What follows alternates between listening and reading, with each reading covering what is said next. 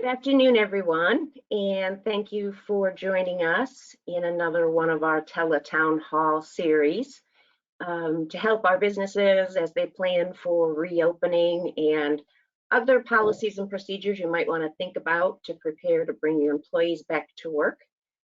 Before I introduce our speaker, let me remind you that there is a chat box on the right-hand side. You'll see a control panel, and you can submit your questions through chat. My colleague, Carolyn Sauer, will follow with some of these questions after I've had a short interview with our speaker today. So please feel free to submit your questions, as this should be a very interesting conversation. So it's my pleasure today that we have Dr. Francesca Litow. She's the Corporate Medical Director in Global Health Services for Ford Motor Company. And as we talk about reopening and preparing your businesses for your employees' return, we couldn't pick a better company than Ford Motor Company. They've been so proactive in preparing since April last year. They've done so much, so it was the perfect start for us for today. So I think you're going to really enjoy hearing from Dr. Litow. So Dr. Litow, welcome. Happy to have you here. Thank you. So let's start with a little bit about you, because as some folks may not know, you're new to Ford Motor Company. So you were working for another iconic American company, Norfolk Southern. What interested you about coming to Ford? And how's that experience been going so far? So actually, prior to Norfolk Southern, I was in the Navy for a career, and then I had also done some international work as part of work with Johns Hopkins. So coming back to a global company was really appealing for me. And as well, my grown children live here in Southeast Michigan, so it was a great family move for me, as well as a great professional move. So I'm really enjoying joining a company that has such a reputation over 117 years of contributing to the community. Yeah, they are just a great company for us to have here in our community. So as a medical professional, it's just timely that I ask you this question. Can you give us some insight about the factors that are contributing to the recent COVID surge that we're seeing here in Michigan? Sure. There are three things in general that seem to be contributing. The first are these variants that we've seen, particularly the B.1.1.7 variant that was first noticed in the United Kingdom, that has now been spreading all over the globe, including throughout the United States. Although it doesn't seem to make people more sick when they're infected with COVID-19, it does seem to be much more contagious. So that's one of the changes. The other thing is that we seem to be doing more things that we weren't doing so much in the fall and winter. We're back to on-site schooling, we've been having more gatherings, and those are things that can also contribute to more people mixing together from different households.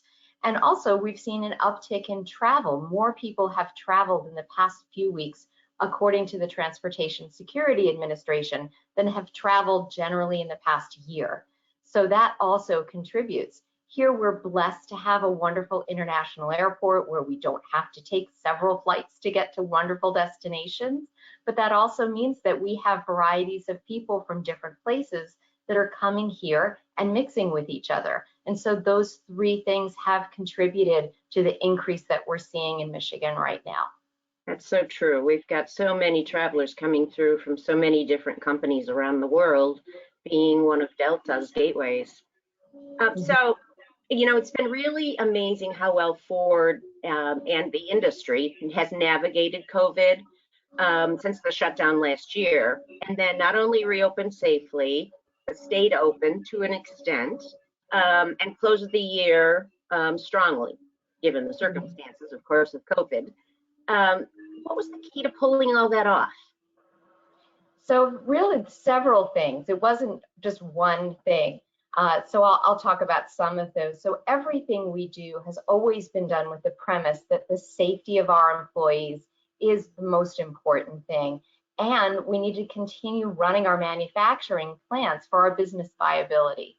So those two form the foundation. We also engaged with our key partners, which certainly include the UAW, state and local government officials, our suppliers, our dealers, and all of the OEMs upon which we rely.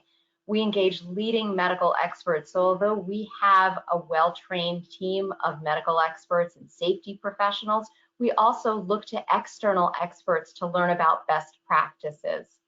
We all work together on what we call the COVID-19 playbook, which prepared our employees for what it was going to be like to return to work, and also guides our safety and medical processes for how we evaluate people who may become infected and how we continue to protect all of our workers in the workplace. And what we've learned is that our own data supports that all of this is working. Specifically, we haven't had anyone who was exposed to someone with COVID-19 in the workplace who's then gone on to get sick if they followed all of our playbook processes. So this really lifts us when we know that we're doing a good job of protecting our employees. Is your playbook a public document on your website, or is that more just an internal used document? So that's a great question. I know that it has been shared, and I think that certainly our safety team would be able to share it. That's the thing, this isn't the secret sauce. What we've done is taken the guidance from the CDC, from state health departments, and provided a cohesive document to make it easier for employees to understand things like, well, how do you wear a mask properly? Or how long should I wash my hands? What does 6 feet of physical distancing mean? And then we've personalized it to our workplaces. But again, this is guidance that could certainly be generalized to other workplaces. It'd be great to see that. So how do you develop successful return to work protocols? And for all of our businesses who are watching right now who aren't doing this yet, how do you successfully develop return to work protocols and policies when information about the virus continually evolves? Well, it's a great question, Tammy, and I could say this is a daily activity for me to do an environmental scan and make sure that we're aware of any late-breaking recommendations. But the other thing, again, is that, as I mentioned before, we address this with a multidisciplinary team. So we have team members from not only our medical and safety departments, but from human resources, from our legal department, and importantly, from labor affairs and operations. So we make sure that everyone contributes, that we're listening to everyone's point of view, and having realistic process changes based on the best evidence and government regulations as they occur. So, it's been a really tough year going through this, and I guess it's now a little over a year.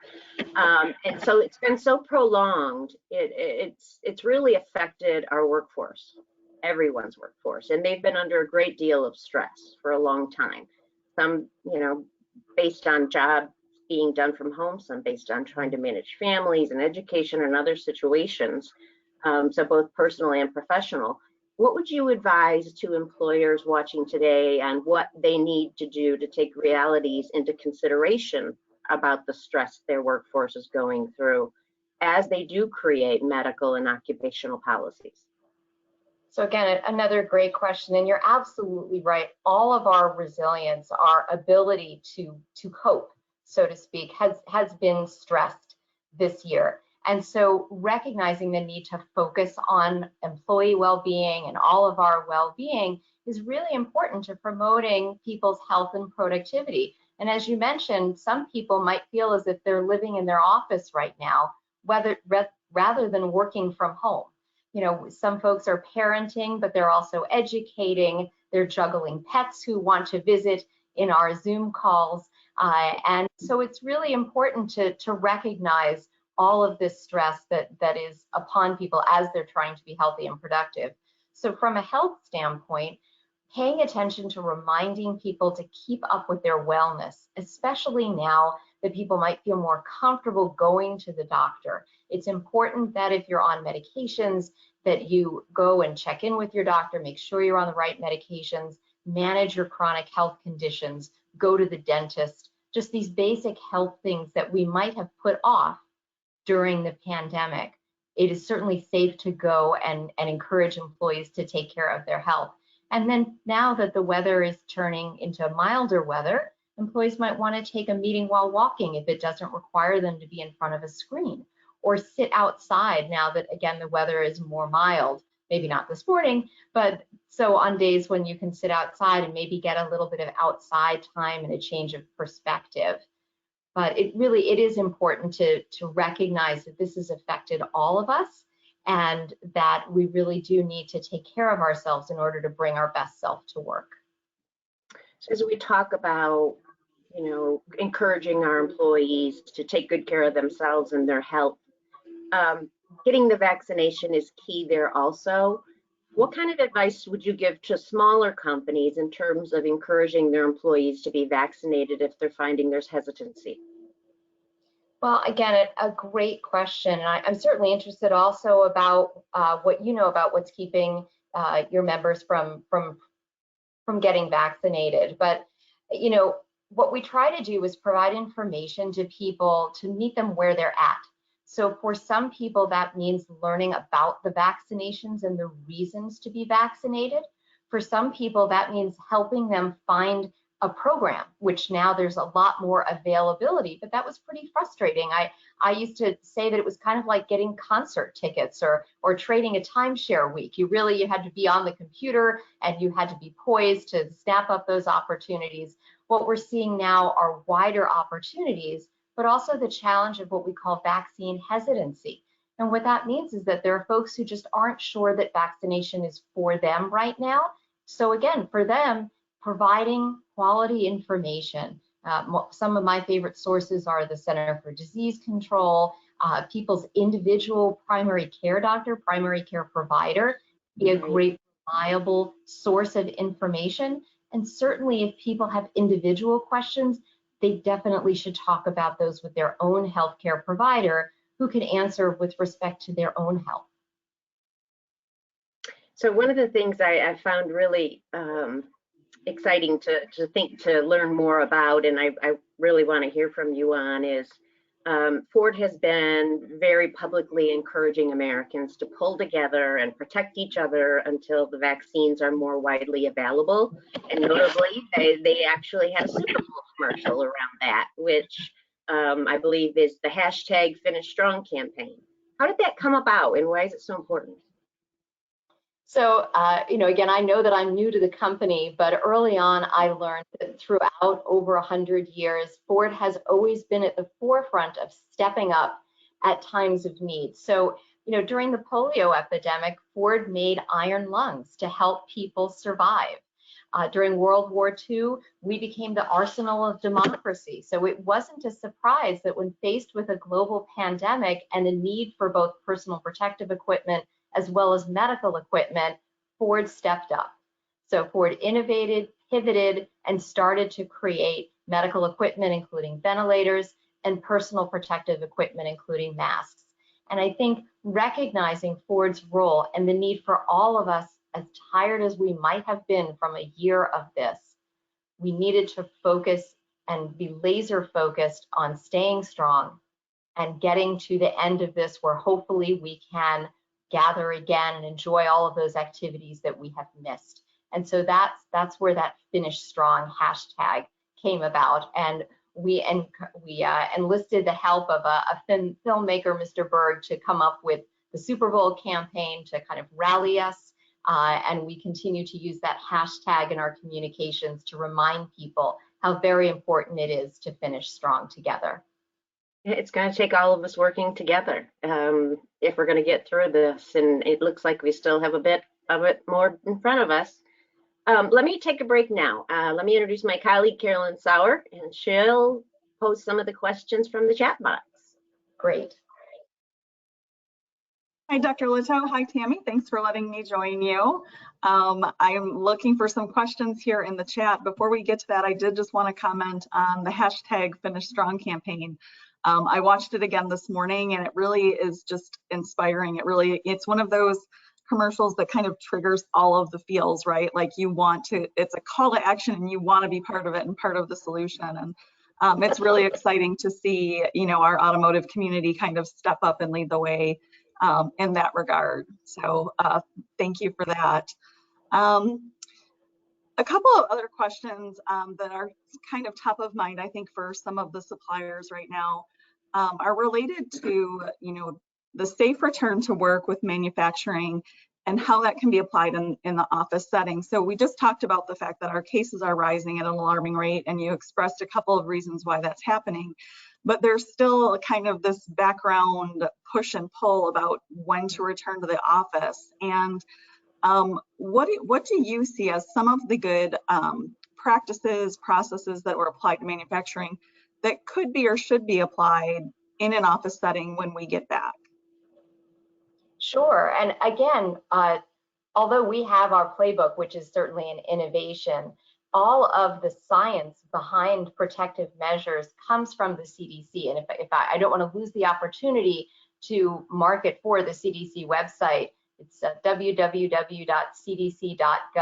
And right now they have it, it's very easy to click on coronavirus, and then you can click into information by industry. So for example, for office industries, for schools, for manufacturing, you click right into updated evidence-based guidance.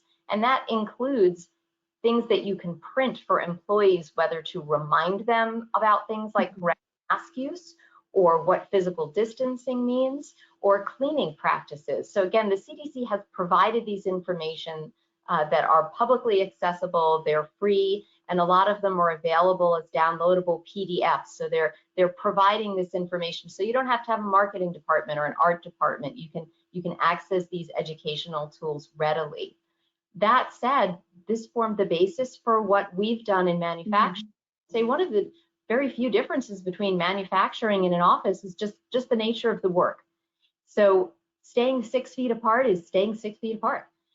Basic cleaning, doing some sort of employee screening, depending on what industry you're in, is advised by the CDC, so that we're making sure that people who might have COVID-19, or for that matter, any contagious illness, are not coming to work. So at Ford, we use a screening tool that happens to be a mobile phone app, but it can certainly be on paper. And for some folks, they end up doing it on paper if they don't have a readily accessible phone. But they're required to do that every day before they report to work. And then they come to work, we do use a temperature scanner, which is a measure that is one of the options recommended in the CDC guidance. And then they put on one of our face masks that we have made and provide for them. So if they come in with their own, they'll switch into one of ours, and then they enter the workplace. And part of this health screening is that not only does it screen people, it also raises everyone's confidence, because everyone who comes to work knows that everybody who's there with them has completed a health screening. And that helps allay people's anxiety about, well, am I going to go to work and am I going to run into somebody who's sick, and how do I know people are fine? So again, this is a great measure that can help people focus on their work.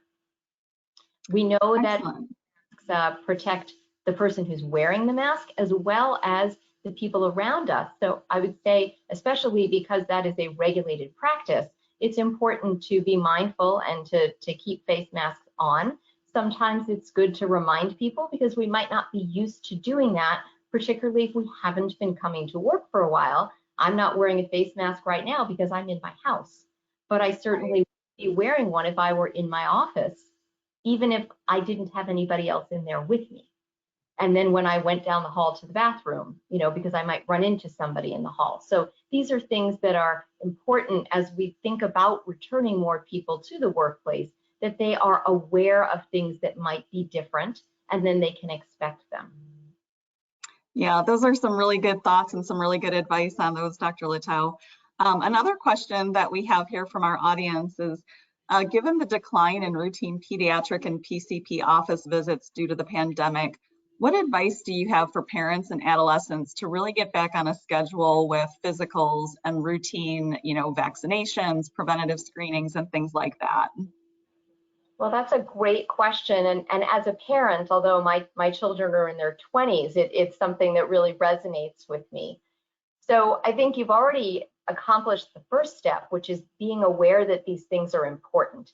Right now, pediatricians' offices and healthcare offices are up and running. And so the first step is to recognize that there might be a need, and then to call the office and make an appointment and just see what your child needs. And again, there are routine recommendations for both health screening as well as vaccinations. Those are produced by the American Academy of Pediatrics as well as the CDC. And so doctors and nurses have evidence-based guidance to advise parents on what is due for their children. There's relatively less due for older children than for younger children, but it is really important that folks re-engage, especially if it's been a year or so since they've been to the doctor. Again, the same with dental visits. We are really supposed to visit the dentist every year. Many of us might not have been there in over a year. So it's important to go ahead and re-engage. And then when doing that, just be mindful that it might be different. So for example, if you're a mom with a couple of children, you might not be able to bring a child to the office if they don't have an appointment that day. And doctors are doing this to keep all of us safe. Likewise, the chairs in the waiting room might be further apart, or you might be asked to wait in your car and send a text message when you're ready to go into the office. You might be waiting for when to be invited into the doctor's office. And doctor's offices will often educate people as they're making appointments that these new practices are there to protect all of us.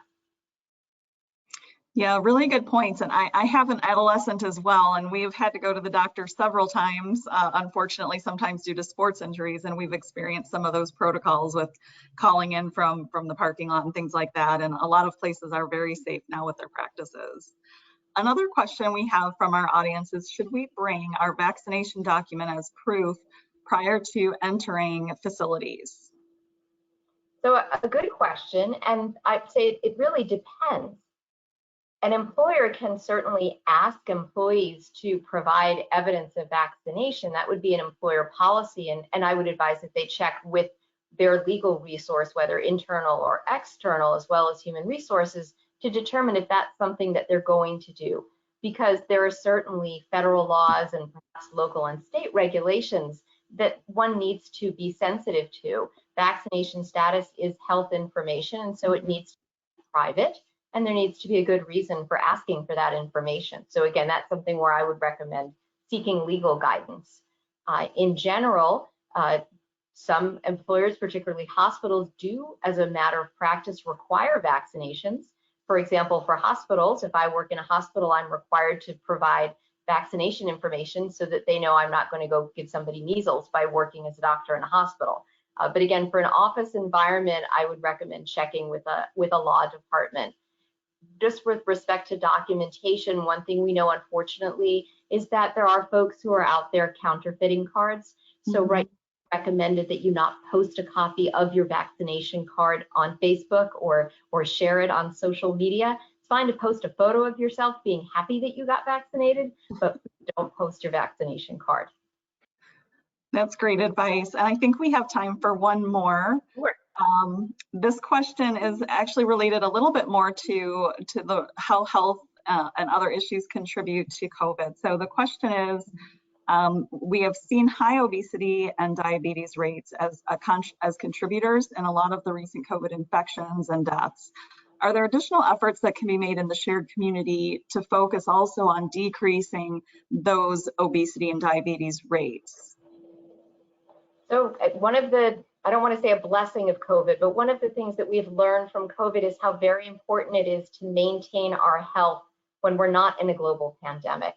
And so it has always been important to try and achieve a healthy weight and to manage conditions like diabetes and high blood pressure and other conditions that we have learned put folks at higher risk of serious health complications or even death if they get infected with this virus.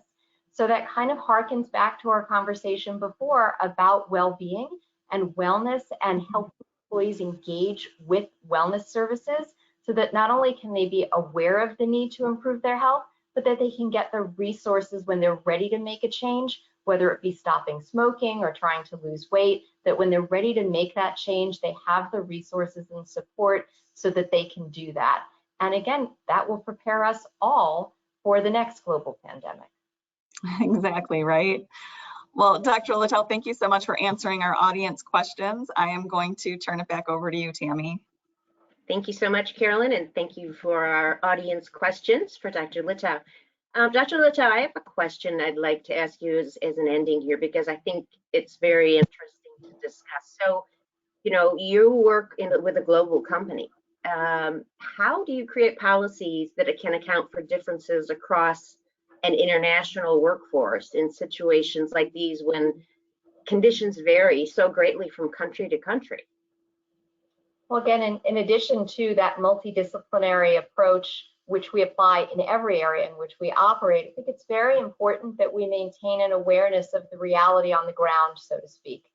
And that includes information from employees, from local health authorities, as well as from state or national government authorities. And so we consider all of that information when we are making any policy changes. In addition, we want to be practical because not everything works the same. In fact, things are very different overseas, and I learned that myself working globally. So it's important to have realistic expectations and, again, to stay in close contact with folks who might be in Germany or India or Vietnam, as well as with our folks who might be in Michigan or Ohio or Kentucky. Well, it sounds like you have a very interesting job. I want to say exciting, but I'm going to say during these times it's probably challenging. But you've just been a wealth of information today. I'd like to give you a chance. What have we not asked or someone not asked that you think is worth sharing? Well, I think, you know, one of the prep questions that you gave me that I thought about was, if you could go back to January of 2020, what would you tell yourself? And I guess I would tell myself to buckle up. As a scientist, I had heard about this new pneumonia that they were calling it then in China, and it piqued my interest. But I did not have any idea of the unprecedented situation that we would enter. And I think the other thing I might tell myself is that when you get the chance to visit your parents, because that's one thing that I really look forward to doing once it's safe. Yeah, it's been a hard year for that. This was the first year ever that I didn't get to spend Christmas with my children. So I think we all are going to be really looking forward to when we can spend time with family and take that advantage when it comes around. But first of all, to all of our participants who are with us today, thank you for joining us. I hope you found some good information out of the discussion. Please stay safe and healthy and get the vaccine to help us get to a better place. Dr. Litow, you have been amazing to talk with. We could just keep talking for another half hour. I think you're such a wealth of information and resources. I thank you so much for taking the time, and I wish you the best of luck in your new position with Ford Motor Company. I know you're going to do great things. Thank you so much, Tammy, and thanks for the opportunity. You're welcome. Goodbye, and goodbye to all of our audience.